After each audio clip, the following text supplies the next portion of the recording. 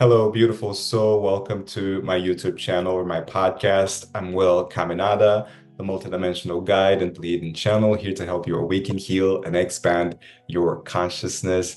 And today I'm bringing a conversation episode. I had the absolute pleasure to talk to Kate Rose. And Kate is the author of Written in the Stars, the astrology of soulmate, karmic, and twin flame relationships, and also You Only Fall in Love Three Times. She's a therapist, relationship expert, a spiritual intuitive, and astrologer. And so she uses the stars to help her clients clarify their purpose and recognize the blocks that are keeping them from living the life that they are destined to live. So we talked about a hot topic, which is relationship, the differences between soulmate and twin flame and karmic relationships. And we actually also talked about lifetimes and multidimensionality, the multidimensionality of our souls. So it's really, really fascinating. I love how Kate explains everything in a very structured way and in a very grounded way as well. So if you're interested in those topics, I feel like you're going to love this interview. And if you get value from this conversation, from this interview, please share this episode with a friend or subscribe to my channel or leave a comment. I really appreciate your support. So for now, enjoy the show. Hello, Kate. Welcome to the podcast. Thank you so much for being here. Oh, good morning, Will. It's wonderful to be able to connect with you today. Thank you. Congratulations on your book, Written in the Stars, The Astrology of Soulmate, Karmic, and Twin Flame Relationships. And that is your second book, right? Because your first It book was is. You Only Fall in Love Three Times, which I love the title. It's very Thank you. about it. So I'd love for us to give some context to Mhm. the viewers and the listeners because these are terms that maybe people never heard of, Of or maybe they course. have a little bit, or maybe they have a lot. So much Some of them information. they might have heard more than others. Yeah, and I mean, it's a great time to be alive because we have so much access to information, but I think there's also a little bit of a shadow aspect that it's like we get Yes. so much information that we don't know what's true or even what resonates with us, right? So I'd love for you to give us that context of maybe what these terms are for you Mhm. in your life and if there is a connection with your first book. I feel like there is. Um, There is. What I really love that, and I'll talk about it kind of as I go into the three loves, is that aspect that you had said about there being so much information, or even potentially that shadow side of what is true and really of what's of most benefit for kind of our souls in this lifetime. So the second book, the Written in the Stars, is based on the astrology and the deeper life lessons that these three loves represent, which is what the first book was all about. And so the idea, the first book title of You Only Fall in Love Three Times, is that even if we, let's say, have seven important relationships or four, or even more so in the case of some people I've spoken with, in all reality, all of these relationships really only boil down to three types of love that we actually move through. And the purpose being that each love represents an important phase of our own growth, development, and healing, which is something that we're seeing more so come out in society than, let's say, grandparents' generation, which was quite different. So the book, You Only Fall in Love Three Times, really introduced the idea of the soulmate, the karmic relationship, and the twin flame. The soulmate is usually often our first love. It's the love that perhaps we grew up in the same area, or it's someone that our parents knew their parents, or family friend, high school loves. Could also be college or later on. But the soulmate idea is it just seems so perfect, so easy in the beginning. We might have the same likes, we might have the same ideas for what we want our life to be, maybe even the same field of study or career.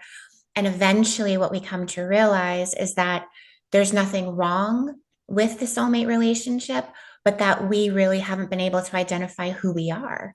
And a big part of that is us being able to identify and learn our truth, who we are basically apart from our parents, which has always been an important part of human development. And so we end up kind of realizing that this love that looks so great may not really actually resonate with our hearts. And so usually we tend to make that split when we say, okay, we want a really amazing love. We want one that resonates to our soul and that we can feel the depth of. And that's usually when we attract the karmic relationship. The karmic relationship, right off the start, usually feels like everything that you have ever wanted. The chemistry's off the charts, the passion's off the charts. That's the relationship most people are like, oh my God, I've known this person my entire life, my, other lifetimes. But the purpose of the karmic is that it will never be able to present as a healthy, consistent relationship. So there either will be the case where, let's say, one or both people in the karmic will be married or be in other serious relationships. Distance might be a factor. There could be a heavy on again, off again presence in the relationship, as well as unhealthy behaviors, coping mechanisms, such as, mental health, substance abuse, things like that, that kind of prevent both people from really showing up as their healthiest self. Now, in kind of what you had mentioned about that shadow aspect, is that what we're seeing is that a lot of the original material that was written about twin flames, the third love, actually is more representative of the karmic, where we hear about runner and chasers and just this idea that we have to work for the love that we deserve, that we have to, I've do spells, do all of these crazy things to try to be loved. That's more of the karmic nature of this relationship. And it is something I go into more in Written the Stars, because I think it's really important to be honest about how that healthy relationship is going to show up in our lives. And it's not going to show up and make us put up with like 6 months of a so-called runner phase or have us chasing love ever. Once we kind of are in the karmic relationship, the real ideal, the purpose of the karmic relationship is to heal our childhood wounds. Mm. So what we do is we attract everything that our inner child always wanted. So whether it's being able to receive love for someone that has abandoned us, we're going to attract that in a partner. If we did experience substance abuse in our parents as children, we're going to attract a partner who has that, except we're going to be challenged. Do we try to save them or do we choose ourselves? So the karmic relationship is very intense. It's the one that usually we can have multiple partners of. And that's really the phase of life that lasts the longest, because, of course, it is immensely challenging to heal everything we've been through as children. Yeah. But really, kind of the end of the karmic comes when we are able to give ourselves what we have always desired and realize that we don't need another to choose us in order to know that we're worthy. At that point, we make that break. And usually at that time, we're like, I'm fine being single, sometimes even saying that we've sworn off from love because we've been through so much. And usually it's that point where we might reconnect with someone that we previously knew, or we end up kind of meeting someone in a random location and it just feels so easy. They're consistent. They call us when they're supposed to. We're not really arguing about whether or not, they like us or not. We know where we stand. The intentions are clear. Both of us are talking about our work that we've done. We might both be seeing counselors in a healthy space. And that's really what identifies that third love twin flame. And the biggest challenge with that is simply receiving an easy love, because we've spent so much of our life thinking love was otherwise. Yeah, just before you move on into the twin flame, I have two questions. And by the way, Of this is course. fascinating. Uh, and I think you explain it so well that most viewers and listeners, they're probably thinking about their relationships and Oh, yes. oh, Karmic. But two questions came to mind when you were talking about soulmate, because I've also heard that soulmates can be um, friends or family or pets. And Yes, I was just going to say that.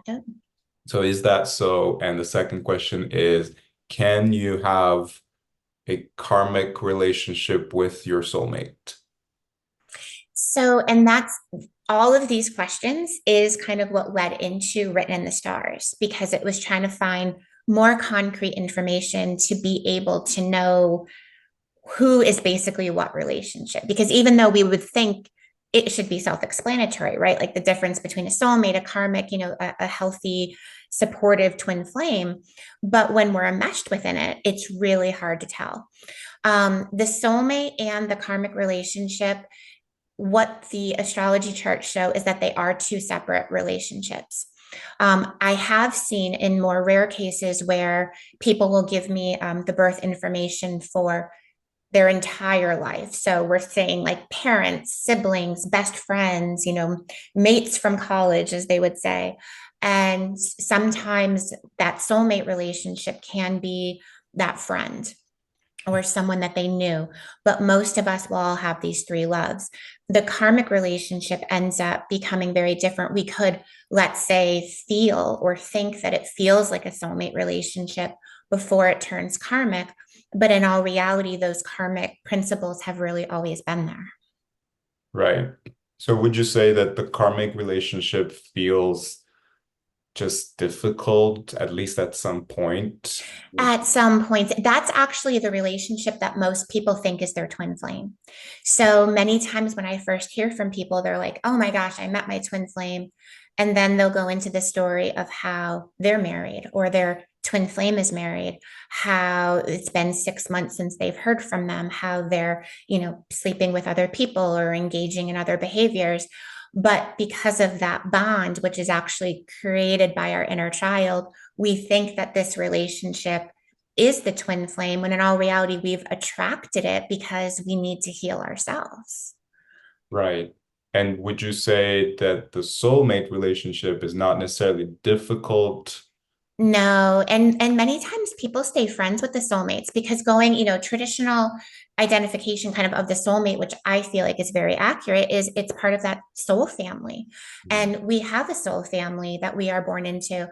It might not necessarily be the people that you live with.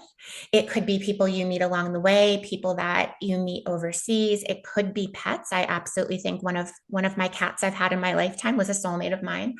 But the soulmate just means that it's from a similar soul family that in different lifetimes you have traveled with each other. So when we meet the soulmate, it does feel easy, and there seldom is the difficulties present in the karmic relationship. But the soulmate is more of like that space of, can we keep growing? Can we learn who we are in a relationship that basically lets us be who we were when we were children or when we were teenagers? Mhm. Um, Something that I kind of hinted at earlier, which is really fascinating, is that in doing all of the research for Written in the Stars, what I realized is that most of our grandparents, great grandparents, they married their soulmate and they stayed with them. Mm. They didn't have multiple. If they did leave, then there was in the rare case, but most of older generations, marriage wasn't as feasible or as socially accepted. And so people just stayed together. And the majority of all of those relationships were soulmate. And that's why I think it's so fascinating, because it's not just about us finding this amazing love, but I feel like this idea of relationships and the three loves is also really showing the evolution kind of humans, of our society, and how we're loving overall. Yeah, yeah, love that. And let's get into the twin flame then. So much, especially in So our much. communities. So the twin flame relationship, I started talking about it a bit. Originally, kind of the esoteric idea of twin flame is that, humans, there's, Greek mythology on it, there's Japanese, kind of every culture around the world has its own belief. But it was the idea that there was originally humans with four arms and four legs, and the gods deemed us too powerful. So they separated us into two bodies, which is also that aspect of one soul split into two bodies. Now, what we're also seeing is with that kind of idea, with that picture that's being painted, we are then kind of creating this mindset that we are not whole.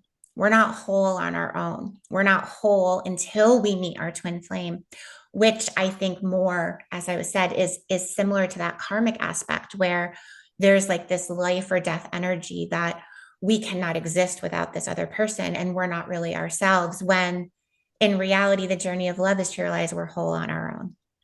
So as we're kind of learning and growing as society, we've evolved so much already. We're learning that yes, there's twin flames, but it doesn't mean that we're not whole until we find them. So the twin flame relationship does tend to be unexpected, whether it's with somebody new or someone that we've previously kind of encountered in our life, but perhaps I always kind of describe it, we weren't at that vibrational frequency yet. One of us or both of us were still learning lessons, we're still growing. And so we didn't have that attraction to each other. The twin flame relationship usually does come when we're not out there necessarily looking for love or having that deep craving or desire that we must couple up somehow. And the number one aspect of the twin flame relationship is that it does tend to come so easy. There are clear intentions, there's healthy boundaries. Both people have begun a great deal of their own work. They're able to articulate what they need with communication style. If they know that they ran avoidant in the past, they're trying to be more secure and more present for conversations. So the number one thing with twin flames is accepting that love can feel easy. It's being able to receive the presence of someone and not in that roller coaster fashion that we go through with the karmic, but in simply having someone there. It's the twin flame almost is that relationship that does test our self-worth. Are we able to actually receive what it is that we say that we've always wanted? Right. Beautiful. I love what you shared about being open to receive and knowing that love can be easy. I just felt like this. Yeah, I even no matter how many times I've said it, I still feel that way. Uh, Because it does, so many of us as children, a lot of the wounds that we carried, depending on obviously different circumstances, but it's, we needed to perform for love. We needed to work for love, whether doing things around the home or getting good grades, or that we never really felt unconditionally loved. Like it was taken away from us if we, failed a test or had an argument with a sibling. And so even though, let's say we could say I had a great childhood, my parents loved me, it doesn't necessarily mean that that emotional body of the inner child felt love. So then to have this person, the twin flame in our lives, who just loves us for us on our bad days and our pajamas with our hair a mess, whatever it is, it's off-putting. It can be very hard to simply lean in. And so that is the biggest lesson with the twin flame. And that's what I talk with most people about is what does it mean to actually let love be easy, to receive it, to know that if someone gets busy and doesn't call, they're not being avoidant, they're not ghosting you, they're busy and they're going to call you in the evening and it's okay. yeah, yeah. And would you say that the twin flame relationship has to do with two people being in the same frequency and the same bandwidth of, say, level of consciousness? I think that it actually is a huge factor of it because many times, kind of going back to that traditional definition, is we will say that, the twin flame is the mirror to our soul. In all reality, every relationship is a mirror, just depending on where we are at a different point in our lives, at a different point in our journey of growth and becoming more conscious humans. So when we get to the twin flame relationship, let's say one person is just exiting a toxic or difficult relationship, and they're still learning who they are or about how they process things. There might be some attraction there, but it's not going to be as strong, because if you have one person who's, let's say, could give you a whole list of what they need from their partner and how they've grown, and the other person is still processing and ending in this new space, it's not going to necessarily align. So it doesn't mean that they're not going to connect or talk, but for twin flames to really come together to have that type of healthy, stable, amazing relationship, both people do need to be on the same energetic frequency rather, so that they can understand one another, so that there is that common space which also kind of takes away some of those unhealthy aspects of the karmic, where it's the codependency, or we're teaching someone to love us, or we're constantly making allowances because someone's going through a hard time. The twin flame doesn't have that, because it is very much on a similar vibration, which is also why it feels like we might know when they're going to call before they call, or we might think about them and then receive a text, because that is very much speaking to that energy that if we're thinking about them, if we're feeling them and we're on that same wave, we're going to hear from them. Yeah, they feel the resonance. Yeah, we're gonna call them into our lives. Right. And is it possible to have these three types of relationship with the same person? I only laugh a bit, because that's what we all wish at one point, myself included on this journey. But the reality is that if once we're at a certain place, let's say having begun or moved through a lot of our healing with our karmic, we would never wish for our karmic to be our twin flame. So in reality, the three loves do represent three separate relationships. Now, many times when people ask that, and let's say they've been married for 25 years, they've remained married to their soulmate. So the soulmate again isn't going to necessarily be awful. If you're married for a long time, you're going to go through obviously some challenging moments, some moments of growth, but you're going to stay together. For the majority of people, and in all the research that went into Written in the Stars, it really is three separate relationships, because it also points to our three stages of development. And most of the time when people ask that, it's because there's a karmic relationship that they're still accepting is karmic and not twin flame. And so they're hoping that this relationship that has hurt them so bad, that hasn't yet loved them in the ways that they desire, can actually become what it is that they've always wanted. But unfortunately, that's not the purpose for the karmic relationship. Yeah.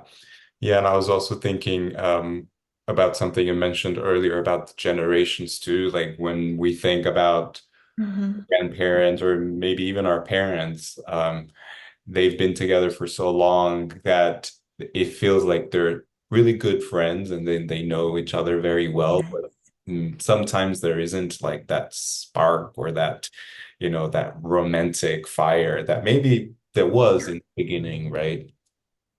Well, and that's very much the soulmate. And it also speaks to majority of that generation or those generations as well, parents, grandparents. You weren't seeing them talk about therapy. They weren't necessarily talking about higher consciousness or conscious love or relationships. It was very much, we progress through life. Marriage is the next step. This is the same person in our town or village, and we've known them, and we're going to get married and start a family because that's what we do. And so with that soulmate relationship, it's not a bad relationship. The soulmate is not going to, let's say, bring us to our knees like the karmic relationship is and kind of make us question life in general. The mostly kind of those dark night of the soul moments that we hear about are really attributed to the karmic relationship. The soulmate isn't a bad relationship, but it's not going to necessarily foster the growth and healing that many of us are looking to actually do in this lifetime, to kind of move through that generational healing and trauma and everything that previous generations have been through. There was a woman I spoke with recently, and she was older. She was in her 70s, and she actually gave me 12 birthdays to go through. And she's like, I need to figure out what's going on. And actually, all but I think four were all soulmates. She had the highest number of soulmates I've ever seen. And the second time that we spoke, we had a really honest conversation. And she said, well, listen, I think she said 72, 74. She's like, I don't know if I'm going to meet my twin flame. She's like, I don't know if I'm going to be doing all of this work. And she's like, so is it bad to stay with my soulmate? And I was like, as long as you know that the soulmate, whatever you are experiencing with the soulmate, is what you're going to get. It's never going to be more. So it might never have that passion back again. It might never feel like, oh my goodness, this person was meant for me, or they understand me, or they encourage me to keep growing. I was like, as long as you can accept that it will never be anything more, I was like, there's nothing wrong with that, because my belief is that we are each born into this lifetime with a different purpose, and even in a different lifetime. Mm. So who's to say, in my opinion, we can't necessarily tell everyone end all of your relationships to get to the twin flame, because that might not be all of our purposes, but it doesn't necessarily mean that it's wrong or bad, or that we're not going to have a beautiful life. Yeah, yeah. That was the question that I had in mind. So we're telepathically communicating. I love that. Yeah, my question was, if someone chooses to be with their soulmate, like our grandparents or our Yeah. parents, are they missing out on having the twin flame experience or relationship? And or does everybody have a twin flame? That I think that's the follow-up question. So I'm going to answer, and you might have to remind me if I forget part of the question as we keep talking. So even that space about the soulmates it's not bad, and during all of this, I'm lucky enough to have one of my grandmothers still with us here, and she's in her 90s, and I had asked her, I said, do you genuinely think that like our generation got it wrong? Like, have we messed up marriage completely? And she's a very, very honest woman. And she's like, Katie, that's what she calls me. She's like, Katie, she's like, just because people didn't get divorced then didn't mean that they were happy. She's like, so many of her friends, the gentleman had moved a cot down to the basement or the garage, and they might have all still been at social functions or school functions, but that they were already living separate lives. So she's like, the biggest difference now is she's like, women, for the most part, are able to get jobs and support themselves. So there's more options. She's like, we didn't have those options necessarily when we were younger. So I don't think that our grandparents or our parents have miserable lives. I don't think they're bad or horrible. I think that that's what the purpose was. And I do think that, let's say someone now in their 20s or 30s, 40s, if they stay with their soulmate, I don't think that's a bad thing. And I do never advocate anyone, even the karmic, because we can only be where we are, is my perspective. I don't advocate to just end a relationship. I do believe that we have it within our ability for all of us to grow and heal and to have the best love that we've always desired. But I don't think that that's necessarily the end all be all. If someone chooses to stay with their soulmate because that's where they feel aligned, then that's where they need to be. Many times, a lot of those decisions people make to stay with their soulmates are also temporary. If they have children currently at home, or if one partner is in school figuring out how to support themselves. So many times, to stay in our soulmate relationship, there is a difference between saying, nope, like I feel like this is where I'm meant to be. I feel this is where I'm aligned, versus, well, I have young children. I don't know how to support myself. I'm afraid of what my family might think. So there's two very different. If we feel genuinely aligned, then that is probably where we're meant to be. That is where we're probably going to remain. But if it's the other side, if it's an external factor, family, children, finances, then in my experience, more than likely, eventually they will leave because it's not coming from the soul. Remind me of the next question. Uh, we all have twin flames. Yes. So again, and this is kind of moving past like that esoteric. So again, the esoteric version was, 4 arms, 4 legs, one soul split into 2 bodies, forever destined to search the earth, for our other half. As part of this, the twin flames was also that there was only 144,000 souls that were twin flames, which, if you look at it, about 70,000 ish twin flame couples. That's an incredibly small number. So, and it's also kind of, once you really start thinking about it, does that mean all 144 are in this lifetime every lifetime? Do they skip lifetimes? Do they finish and then just never reincarnate? So there's a lot of information. And again, that kind of go into a lot of those definitions being more associated with the karmic, especially because of the childhood wounds of wanting to be loved, wanting to be special. So, what better way to do that than to be one of the chosen, one of the 144,000? But in all reality, looking at the definition of twin flame as saying, okay, this is a very unique relationship. It's very healthy, which I think is lacking from a lot of the previous material written on twin flame. It's consistent. It honors our growth. In that respect, I truly believe that people can all have that love. That's, if anything, as let's say maybe naive or simplistic, I would love to see more people in that love, because if we're in that love, it means we have done a certain amount of work on ourselves. We've accomplished a certain amount of growth. We're in that process of healing, and the energy will radiate out from us to other changes in the world, to not being such wounded humans kind of walking around inadvertently hurting others. Yeah, yeah, yeah. And I love the aspect of that you touched on of lifetimes and incarnations. And it can get really confusing for our linear mind. I know when you really start kind of going into all of it.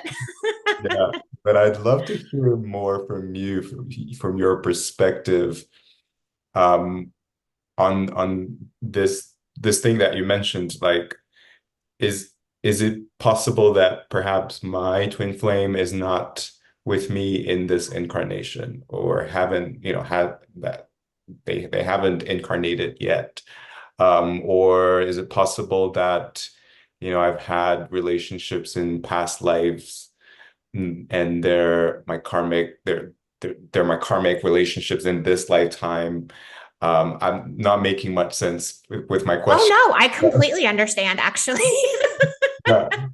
Yeah, I'd just love to hear your take on it. Just whatever you feel like So, talking about. my perspective is that as humans, we obviously have a soul. That I believe that each soul moves through different cycles on earth to learn different lessons. I know that in certain beliefs, Buddhist, that there's, 7 or 12, depending on what you believe, levels of enlightenment. I think of it more as possibly we are in our fifth lifetime, but we may be in our 29th lifetime. I think that we will reincarnate until we learn the lessons that we are meant to, which means that I think that a lot of us do encounter the similar people, whether it's similar soulmates. I truly believe that we can meet karmic relationships in similar lifetimes if we haven't. At a particular low moment of my own karmic relationship, I remember literally being on the phone. Is like, is there anything else that we need to do in this lifetime? Because I don't want to meet in the next one. I want this to be the last lifetime. Yeah. We need to be done, not just this lifetime, but like any other lifetime, we need to be done. Um, and so I do think that we travel with the twin flame. I do believe if we are doing any sort of work, which for me means we are becoming more aware of what went into shaping the human life that we're living, what we went through in our childhood, the wounds, the trauma, the conditioning. that we're looking at growing ourselves and expanding our minds through greater awareness, through being able to show up as the person that we feel is our best self, and embracing that journey of healing. In both books, I use the word healing and never healed, because I truly believe once we kind of start on this journey, which is really what leads to the twin flame, that we never reach a point of perfection. We're never going to be completely healed in any regard. The best that we can hope for is that we will be aware enough where we can recognize a trigger or a feeling or a desire to run away, and we will react differently. Being able to be aware, be mindful of our actions, and then choose to react differently, I think is the best that we can all hope for. So, as we're on this journey and we're reaching those spaces, I don't think for anybody, if we are doing the work, if we are on this journey of healing and self growth and awareness, and if your heart is open and you desire to kind of come together with a twin flame or have that relationship, you will call that person into existence, no matter what. No matter whether it's on a different, part of your country or a different part of the world, we will always meet each other. We will always come in contact. So I don't think that there's any mistake, I always say, by the universe. And perhaps it might not be when we were 25 that we meet them, but we will always intersect at the perfect time. Yeah. Yeah. One thing, if I could, it kind of ties in, if I could kind of just say, so when you were asking the question, it actually reminded me of a few different responses and kind of interactions I've had with clients where they'll use that idea of different lifetimes for twin flames and end up having relationships with 30, 40 years in between the ages.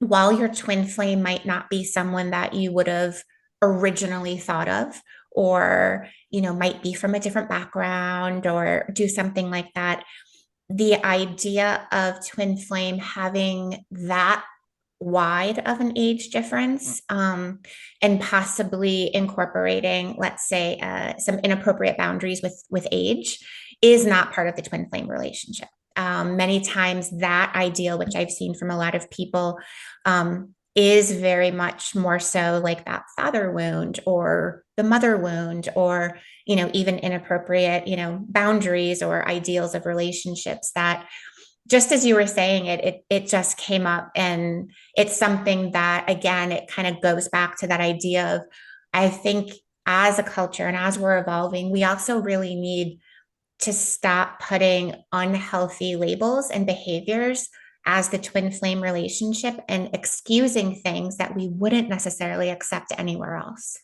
Yeah. Yeah. Yeah. I want to remember that you said that because I want to talk about that. But just going back a little bit about the lifetimes and past lifetimes, and because I also believe that, our soul is multidimensional. So we've lived many lifetimes on Earth and different planes. Um, so I feel that even if you know that you've had relationships in past lifetimes with that person, with that soul, then they can actually be all of them. They could be a soulmate, they could be a karmic relationship, Mhm. they could be a twin flame. Would you say that that's kind of correct, or not? Like, your twin flame, you've never had a past lifetime before. Um, No, I think that you absolutely have. And there's even that space of, like, as much as in this lifetime it represents a healthy dynamic and relationship, it doesn't mean that in past lives you weren't siblings, that there wasn't, somebody wasn't an aunt or an uncle, or and not even just a romantic relationship, but just that connection. Because the twin flame, the idea and why it's so hard to accept is that it does feel magical. It does feel like, oh my gosh, the entire universe conspired to bring us together, but it's also healthy. So it's a very different relationship than any other. And there's also a very different level of consciousness and awareness that both people have when they come together. So I think it's the aspect and the combination of it feeling really destined, but also healthy that makes the relationship so hard to receive and accept in this lifetime. Yeah, yeah. And I share this just because of my personal experience too, of like knowing that in past lifetimes we've had 100%. relationships and then thinking that okay, this is the lifetime that we're gonna make it work. But then realizing that maybe not, and I think sometimes we hold on to, and that's a great segue to what you shared too. Sometimes we hold on to that belief that, oh yeah, because I've had past lifetimes with this person, with the soul, then I'm meant to be with this person. We're gonna make it work, whatever it takes, right? And so the other aspect too that you shared about the labels and Mhm. sometimes we also can get stuck and attached to the labels and maybe even like Yes. chasing for something, right? Mhm. So can you talk a little bit about this? Because I like that. And I feel like it can be very helpful for people that are on this journey. So I completely agree first with everything that you said, and it's something that does come up a lot in my work. Um, one of the things one kind of speaking in like what we were talking about when we first began, information is important. Information is what allows us to learn and evolve. But then at a certain point, we have to almost put it off to the side and then just be in our experiences. One of the things, especially with those labels, again, the soulmate doesn't really have that aspect. It's, you know, our ex could be our soulmate and we could be friends for the rest of our lives and it's fine and we can call them our soulmate and no problem.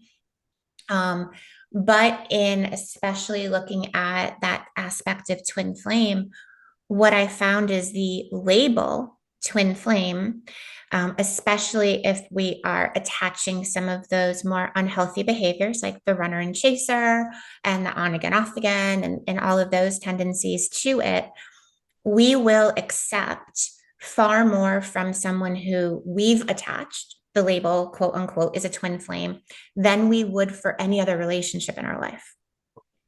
So if it's our best friend, we're not going to just simply let them ghost us for 6 months and welcome them back in. If it's a parent, we're not going to tolerate that behavior. But when it comes to the twin flame, because we as humans have attached the twin flame definition, we tend to accept much more in those relationships. So, what I always kind of try to advocate for people is awareness is important, but we don't actually need to necessarily label anything while we're in it. Many times, the clarity only comes once we're out of it.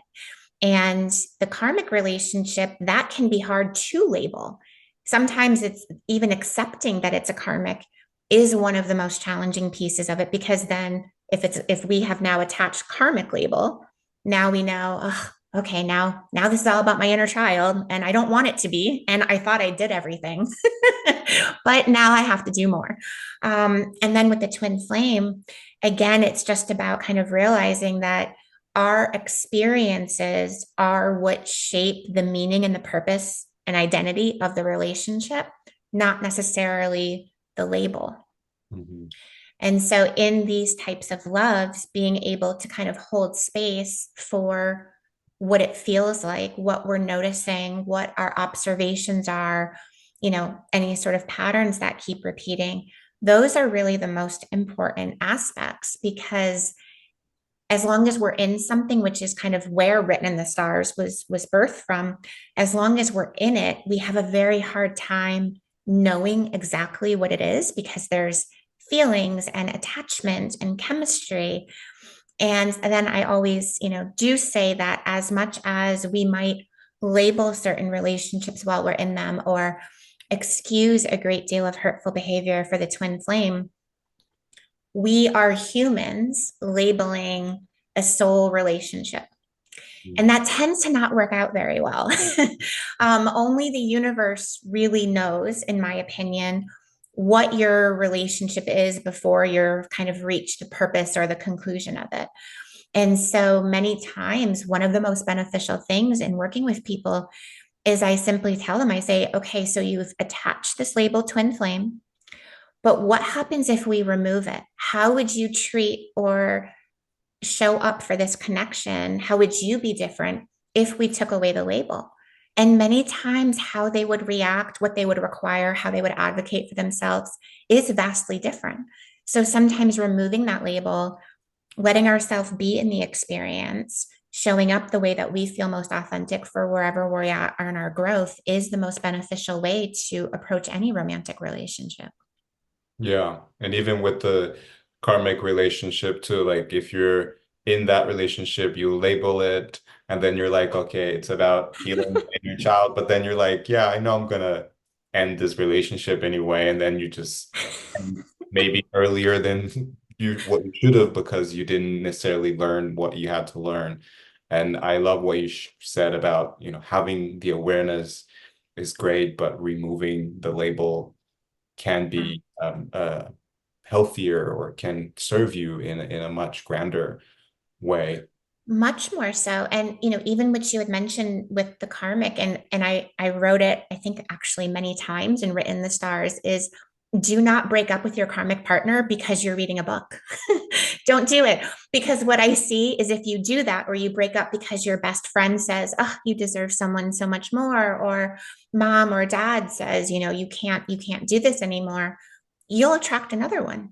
If you're not ending the karmic because you've learned what you are worth, then you will inevitably attract another. And so many times, like you said, okay, we identify the karmic as karmic. We're wrapping our mind around probably having to end it, but we're not there yet. It's better to simply say, and it's so simple, which I love simplicity, especially in all of this, if we can, is we're just in process. Logically, we know that we're starting to see that the behaviors are really not on par with healthiness or growth or being in a state of healing, and it's just simply telling ourselves that we're in a state of process, and telling even any others. If our friends start talking, I'm in process, I'm on my way, because to be in process means that we're not going to rush the lessons. It means we're not ignoring the truth. And again, we're not necessarily clinging to any label. We're just showing up for kind of where we're being directed. Yeah. And I feel like usually you have that realization and that clarity when the relationship ends and you like in Absolutely. hindsight you look back and you're like, yeah, that was most likely a karmic relationship or a soulmate relationship. Um, do the twin flame partners or the twins, do they ever break up or is it forever? And what is your take on forever? I love that you even like kind of did air quotes for forever. Yeah, because we're talking Um, about like multi-dimension and lifetime, exactly. so forever. Exactly. Forever is, figurative, right? Um, the one kind of caveat, other than let's say a twin flame being someone that you meet after the karmic relationship, is that there have been instances or cases where you did know that person at a certain point in your life. Could be anyone from, a childhood friend that you climbed trees with when you were 8 to someone that you kind of crossed path with, maybe a college internship or whatever it might be. So in those cases, perhaps you might have spent some time together. Maybe you went on a few dates. It was never anything that was really a relationship that you would kind of classify it as. Um, but it never actually materialized. It was something, again, very vibrational, right? Especially if we're younger, we probably haven't gone through any of our lessons. So we wouldn't necessarily have that attraction. So, in that sense, I suppose we could say that it's possible to break up, but usually in those situations, we were never actually officially together. We were just kind of, it's almost like I call it like a soul check in. Like our souls kind of checked in with each other. Nope, not it's we're not gonna get together in our 20s in this lifetime. We're gonna have to wait probably a few decades. But usually for twin flames, it's once both people are on that vibrational point, there's not those breakups because there's not the off and on. You're getting two people who are physically, emotionally, mentally, and spiritually available to people who know what they want, who know that they want to invest time and energy into a conscious, healthy relationship.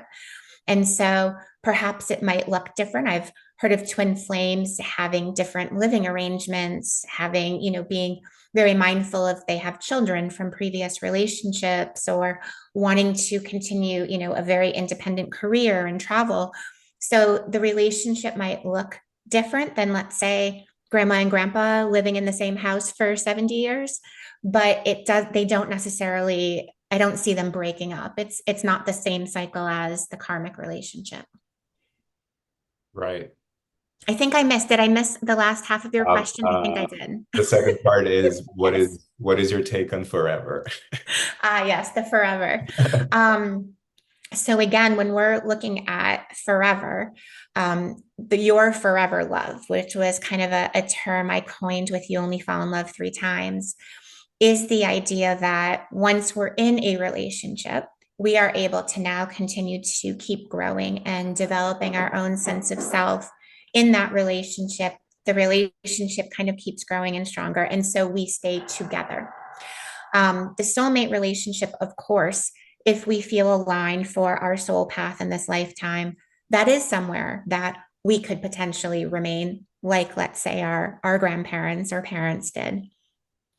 The karmic relationship, if we were to say stay in that relationship forever, it would likely be a very hard forever in this particular lifetime, because not only are we subjecting ourselves to a cycle, a pattern of instability, but we also probably have never really learned what it is that we're worth or that we deserve to be loved for who we are. With the twin flame, when we do meet, it is usually later in life. I have never spoken with anybody, not that it can't happen. And I would love, if you're out there and you're in your 20s and you really feel like you've met your person, please contact me. Um, but for the most part, we come together with our twin flame later in life. It comes from when we've kind of figured out who we are, when we've moved through a lot of our inner child healing, when we've created this like beautiful, really wonderful kind of sacred life for ourselves. And at that place, we know what it is and who it is that we need and want in our lives. And we're able to sustain it because we've also kind of removed many of those false or unrealistic ideals about love. So instead of, let's say, having those milestones of we meet and we date and we marry and we have children and now we vacation once a year or take a holiday, now it's this idea of, okay, we're in this relationship. There are no rules. Do we want to live together full time? Do we want to still have independent lives and be together? Do we want to have our own commitment ceremony? It's almost like a romantic autonomy, but together in a relationship. So forever love, one ideal is, of course, in this lifetime until we or our time is up in this lifetime for our soul. But then the other idea is coming together with this person, as much as at different times of our journey, we say, okay, maybe my twin flame's not in this lifetime. We also don't know if they actually are, but it's not our time to meet yet. Are we on that same vibration? Because when you do have that type of love, I also do think that's a love that does transcend numerous lifetimes. Yeah, yeah, beautiful. You talk about healing in the relationship, and I have a question about this. Do you think it's possible to do do healing or go through like deeper layers of healing single when you're alone, when you don't have the relationships? Because I know people that have chosen not to be in relationships. They're fine and they're just, Mhm. loving themselves or on the journey to heal themselves. What is your perspective on this? I'm a huge fan of people being single. Actually, even though it might seem, because I write about relationships, but it's really about love. And the only way that we can accept or create that in our lives is by first doing it with ourselves. Usually, the karmic relationship is one that will really serve to be that massive catalyst for growth and for healing. And so many times, especially, after we've been through, a long cycle or numerous partners or always feeling like we're with emotionally unavailable people, we need to take some time. I think there is a huge benefit of being single, not just for us to be able to fall in love with ourselves, to date ourselves, to learn that we're worthy, but then it also kind of ties in, and some of my clients haven't been happy to hear this, but I also say it also means no friends with benefits if you're going to be single. And that's actually that spiritual energy of, even if we are being single and going to focus on ourselves, it also means that we need to sit with and figure out our own energy. And we can't do that if we are, unfortunately, even if it's fun, we can't do that if we're having, casual encounters with friends. Because then it also ties in, besides the spiritual and kind of introducing another energy into yours, it's that aspect of, to be single means to also kind of remove that external validation that so much of our society and us have really built ourselves upon. And to learn how to love ourselves is also really tied to knowing that we're worthy of validating ourselves, that we don't need someone else to text us or flirt or want to be intimate with us to make us feel beautiful or wonderful, that that's actually something that we possess the power to do on our own. And so, even though it might kind of seem like an opposite or contradiction, being single is actually what increases your capacity for love. Yeah, yeah, I totally agree. And I resonate with it because I was single for a long time and focusing on that self-love and self Yeah. and self-acceptance. But I also remember a friend of mine, really good friend of mine, who I consider a mentor of mine, and she said it, there's a lot more healing that can happen when you enter a relationship, because I feel also that we're never doing healing completely alone Mhm. because we're always in relationship, like we are Yeah, unique. that's how our society, we have lots of relationships everywhere in our life. Yeah, so whether it's your family or friends, we're always getting mirrored, right? And that's how we heal. That's how we collectively heal. I have a last question. Many questions. Thank you so much for Oh, this has been sharing wonderful, Will. all of it. Just the last question that I have, because it was something that I was discussing with another guest the other day about destiny and Mm. free will, because this is a free will zone universe. Yes, it is. Um, but then we might think, oh, this is destiny, or I was destined to be with this person. So do you believe in destiny, and how does the free will factor into affect uh, relationships, especially when it comes to relationships? So I do believe in destiny. That is actually where the idea of written in the stars came from, because it is that aspect that your destiny, your fate was and is written in the stars. I just also have a different perspective on it, because I believe that our karmic relationship is as destined as our twin flame, because it is that component of important lessons. I think that having to work through, like in my case, my biological father was schizophrenic and wasn't able to show up and love me. I had to move through that and learn. So I think that I came into this lifetime destined to have that experience with my biological father. I think that I was destined to then encounter a karmic relationship to help me heal that. Yes, I do believe that twin flames are destined, but I also think numerous other events in our lives are. And ultimately, we are given. I mean, the universe, some people think it's fairly strict, unkind. It actually is quite accommodating. The universe will give us multiple chances to use our free will to, let's say, see that a karmic relationship is unhealthy, to choose ourselves. It might give us that experience of meeting our twin flame, but are we closed to love? Are we scared of letting our walls down again?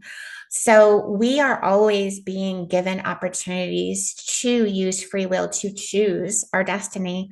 But I do think that, especially when it comes to relationships, it is something that we have to choose. I could have made the choice to stay with my karmic partner.